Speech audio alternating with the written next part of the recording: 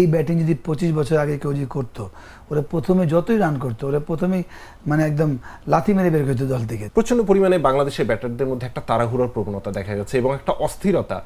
তো এই বিষয়টা তো আসলে এরকম নয় যে আপনার হার্ড হিট করতে গেলে প্রচুর অস্থির থাকতে হয়, আপনার স্ট্যাম্প ছেড়ে খেলতে হয়, রাইটে লেফটে যেতে হয়, এরকম তো না। এবং বেশ কিছু ব্যাটারকে দেখা গেছে যে বল ছোড়ার অনেক আগেই তারা পজিশন নিয়ে নিচ্ছে। আমাদের সময় যদি আমি না যে টেন্ডুলকার এরকম করতো, ও দল থেকে বাদ পড়ে যেত। রাইট, ঠিক আছে, এখানে ওই সময় T20 ফর্মেট আসে নাই, স্টেবল ব্যাটিং ছিল। দেখেন এখন সুনীল গাভাস্কারও বলে run is important, how is come is not important. আগে এই ব্যাটিং যদি 25 বছর আগে কেউ যদি করতো, ওরা প্রথমে যতই রান করতো ওরা প্রথমেই মানে একদম লাথি মেরে বের করতো দল থেকে। 30 বছর আগে করতো, আগে কী হতো, what a good shot, cover drive, ওই দলের প্লেয়াররা তালি মারতো, ও ওয়াও গুড টু ওয়াচ। আর এখন আপনি চেগায় এভাবে টপে যে 6 হয়, হোয়াট এ শট।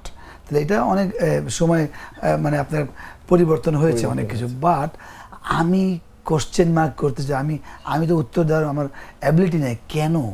মানে আমার খুব ইচ্ছা করে, প্লেয়ার তো ইচ্ছা করে না, কিন্তু আমার গিয়ে জিজ্ঞেস করতে ইচ্ছা করে ওয়াই।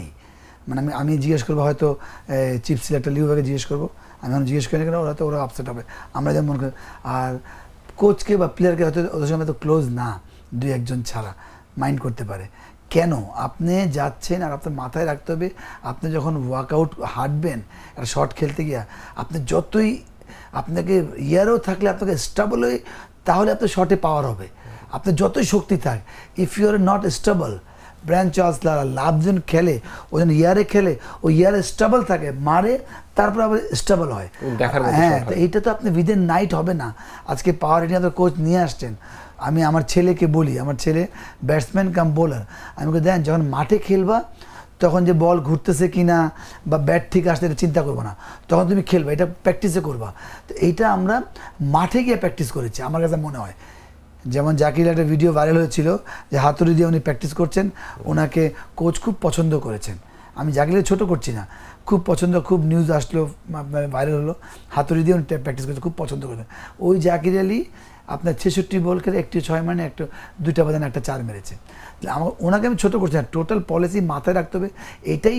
এটাই হচ্ছে ম্যানেজমেন্টের কাজ, কি আমরা এটা প্র্যাকটিস করে তারপর ইমপ্লিমেন্ট করবো ইন দ্য ম্যাচ।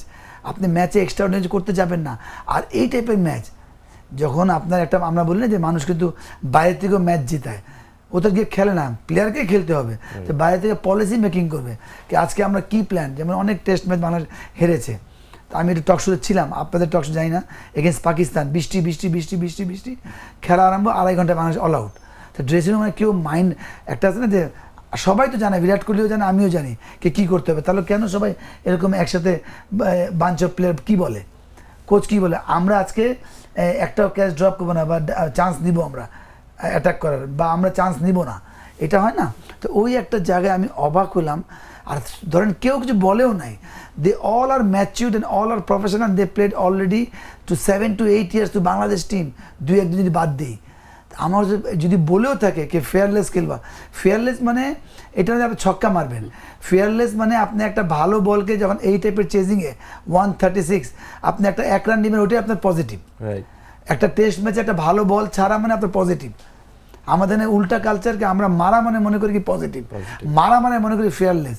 ফেয়ারলেস বলতে এটা বোঝায় নাই, এটা জানি না আদৌ। আমরা সবসময় কথা বললাম কি বিদেশি ভাষা প্রবলেম, এখন তো আমাদের সালাউদ্দিন আছে, ক্লিয়ার স্পষ্ট 2টা ওয়ার্ড হবে।